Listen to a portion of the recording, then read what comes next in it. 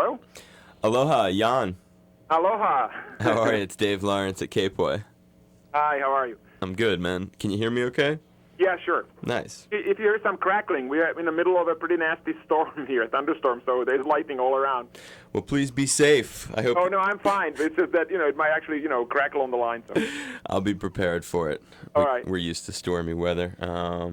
And I'm going to tape this to run in about a week or so on my show. And at the end, would you be willing to just cut a couple IDs for me? Oh, sure, no problem. That would be wonderful. I really appreciate it. It's an honor to get to speak with you. Stand by. I'll just put an introduction on it. All right. It's K-Poi 1059, the Big Kahuna, Honolulu's only classic rock. Dave Lawrence with you, the Workforce Afternoon, and today we have a very special guest joining us, a distinctive musician whose name is associated with some of the biggest people in music and things in entertainment, from working with Jeff Beck, John McLaughlin, being in Mahavishnu Orchestra, to Grammy-winning success with music for the TV series Miami Vice, working with people like Billy Cobham, Neil Schon, Carlos Santana, Tommy Bolin. This guy's resume is among the most stunning that you could possibly look over. He is so talented, and here to talk about the best of Miami Vice, in stores now, and his incredible life. It's keyboardist, songwriter, and musician extraordinaire, Jan Hammer, joining me. Aloha, Jan. Aloha, you're making me blush. Well, dude, growing up with Inner Mounting Flame and Between Nothingness and Eternity and Birds of Fire and stuff Oh, like dear. that. Yeah, you were going way back now. I mean, it's hard to be able to finally talk to you. I've met John McLaughlin, never really got to interview him, and I've always been disappointed in myself for blowing those two opportunities at the Montreal Jazz Festival. And when I heard I had the chance to talk to you, I was like, oh man. So Oh, that's great. thank you for being willing to take a couple minutes, dude. Oh, it's my pleasure. And you and I do share a cool thing in common. Did you really come to the United States to go to Berkeley? Well, I was wanted to come here for years, but obviously the greatest way to do it is if I had a scholarship to go to Berkeley, so that was a great gateway that opened for me. What years were you there? I was there in '68 and '69. That's really cool. I went to school at Emerson. Oh yeah. So and Berkeley was a big influence in my college days there. So that's really cool. When I saw that, you're one of the many great musicians who went there, and it's odd timing, or maybe it's more planned strategy that the best of Miami Vice is happening now, right when the film has occurred. Well, yeah, it was. I don't know if you're aware of it, but the way things worked out is they decided to take the film, and make it resemble as little of the TV show as possible. Correct. Basically kept the name Miami Vice and the main characters, and that's it. And they threw everything out, basically. It's a classic case of throwing the baby out with the bathwater. And so I was, I had these ideas about how to, re-record the theme. So that was the first thing that I did. And then also I combined into my favorite pieces from the score that people were requesting over the years because they could only hear it as when they played their videotapes of the show. Sure. Yeah. So I just went back, found my favorite pieces, and recorded them all as separate pieces of music. And the CD collection, it's called The Best of Miami Vice, with my name, Jan Hammer, on it. And it's the one with the red sort of sunburst-looking cover, so it doesn't get mistaken for all the other Miami Vice CDs. No, of course, bro. We want people to be going for the right one. The right one, yeah. And I had been aware of that. We screened the film recently, and as I took a look at some of the press material and read about it online, I found that what you said was true, that there was like a very big, that they didn't use any of that stuff. And you really had, I mean, it was such a, when you think about it, it's such a, like a timepiece, like a time capsule. When you hear those songs, the nostalgia that it evokes from that era. How did you end up getting yourself originally attached to do it in the beginning? Well, I was starting to work on movie scores at the time, and I was in LA at the time, working on a movie, and through a mutual friend, I got to meet Michael Mann when he was casting and putting together the first, the pilot for the show. Mm. And I never even heard about the show. And in the meeting, Michael was, was aware of who I was, and So we discussed, what kind of music he was looking for, and he said he wanted something that sounded unlike anything else on TV. So I just pulled out a cassette that I had with me. I said, well, I've been working on something. Check this out. Listen to this. And guess what that was? That was the Miami Vice theme. Wow. And you were able to, and that was like, what year was this? 82? This was 1984. 84. Yeah, like around March or something. Yeah. And it became like it became strongly associated with the show. The show had such a place in pop culture at the time. It was like overpowering.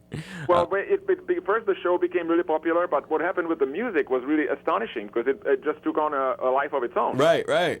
Yeah, and it sort of, and it keeps carrying on. That's why I really felt compelled to come out with this CD collection. The best of. So. Because it's just, there is so much interest in it. People just want to hear it. No, you're right. I mean, it's very rare for a television theme show to go to number one. Well, it was the only instrumental to ever do it. Yeah, I mean, right, and it has multiple. Well, and that says a lot about you. That's a good bridge to other areas of your life because it's the only instrumental to go to number one. It's by a guy who's like known as one of the absolute badasses of all time on his instrument. So it's really I don't think a shock to anyone who's hearing you talk, dude. I was just really shocked that they didn't, getting back to the movie, that they didn't try to bring somebody else from, totally from, well, there was, we have a big storm here, and there was like a lightning just struck right next to the building. That they didn't bring somebody, totally unrelated, just to come in with a fresh mind and just, make a new version of the old theme, which would be perfect. Like, I mean, can you imagine making Mission Impossible without the theme?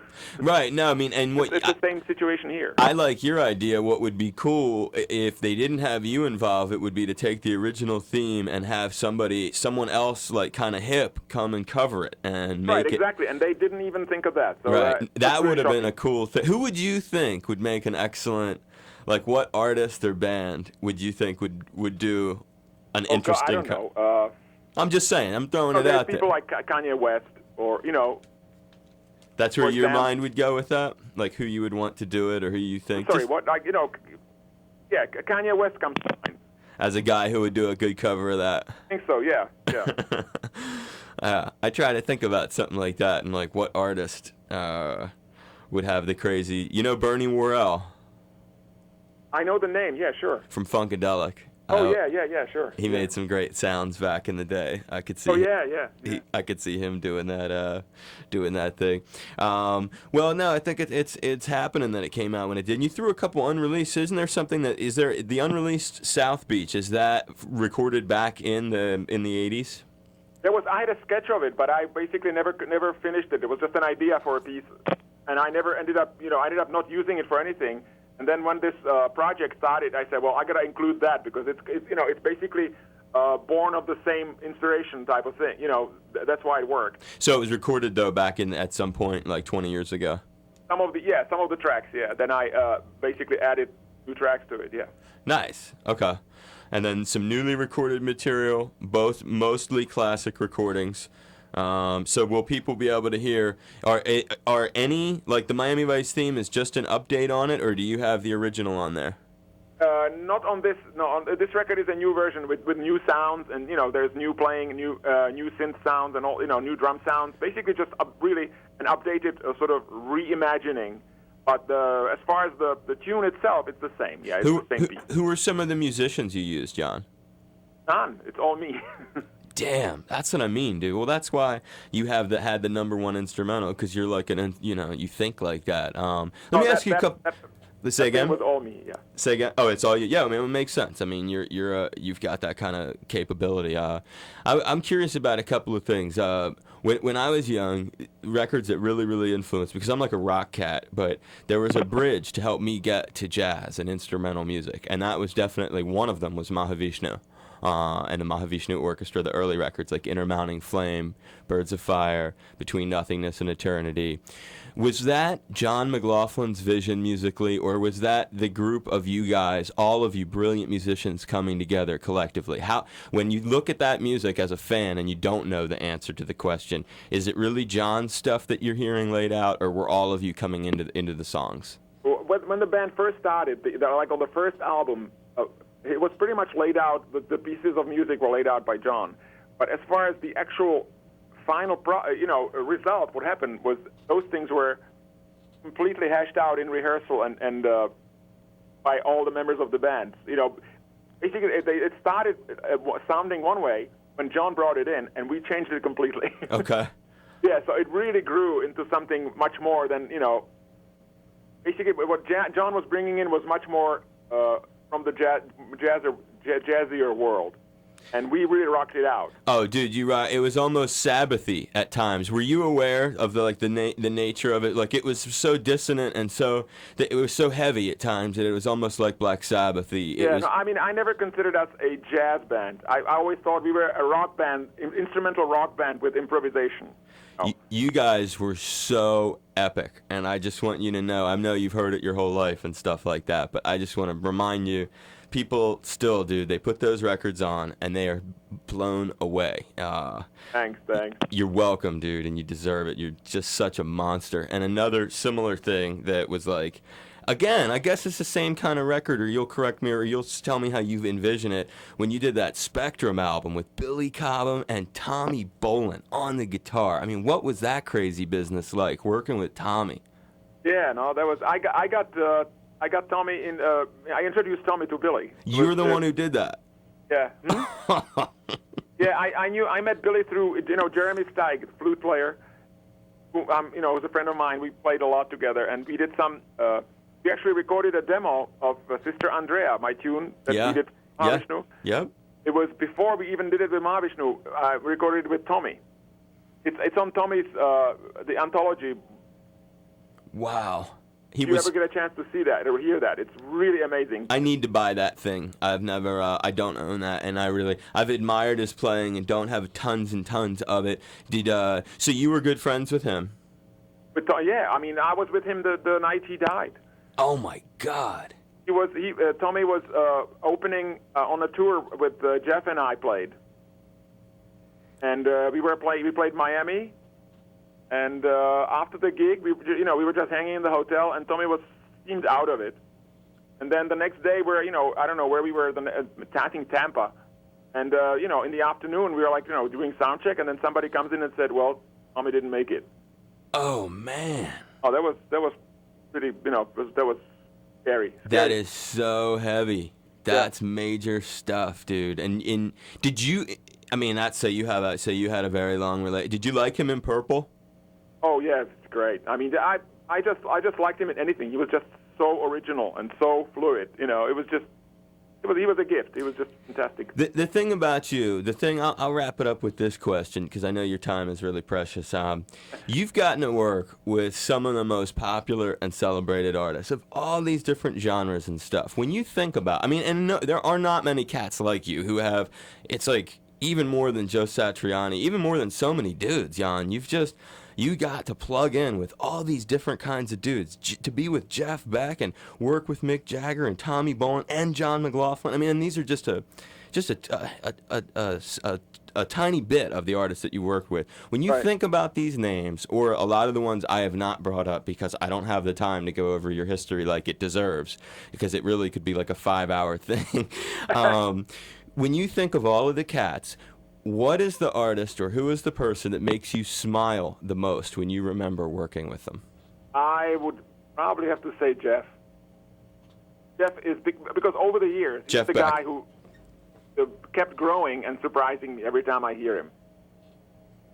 Jeff is really, I just did a tour with him a year and a half ago. We played in the UK for his 60th birthday. We played the Royal Albert Hall 2 nights. Wow. And he is doing stuff today that,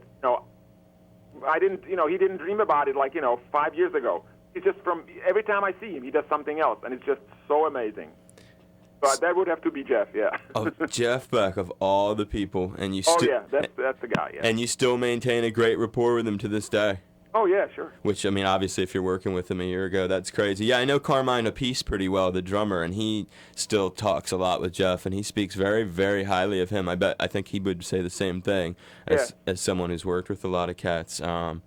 That's really something. Well, thank you for being willing to share so many different aspects of your life. And how much experience do you have with Hawaii? I'm not going to ever run into you probably too soon, huh? You're not, unless you come out I've been there quite a few times, but not for, like, I guess, the last 20 years. I guess I haven't been there. Wow. Have you performed here? No, I haven't. I just, but basically you stop there and you go to Japan. Or going to Australia, every time you just stop over and, jump on, go on a beach. Big mahalo to you, Jan Hammer. He has the best of Miami Vice in stores now. Go to janhammer.com for more details. Very updated site. Impressive layout there. And I appreciate you being a part of my show, brother. Thanks. It was a pleasure. Aloha. This is Jan Hammer. You are in the best possible place with my friend Dave Lawrence. Aloha. This is Jan Hammer. This is definitely my favorite time of day. Hey, Dave. Happy 420. None of them have your resume, Jan Hammer. I hope I get to meet you someday. Was that an okay interview? You probably talked. Yeah, great, really. Really? You know a lot of stuff, man. You're not just bullshitting me, dude? Oh no, you know your stuff. Great. You are a monster. So thanks for being on the show. And seriously, if you're in the neighborhood, get in touch. Okay. Thanks. Be well, brother. All right. Bye bye. Aloha.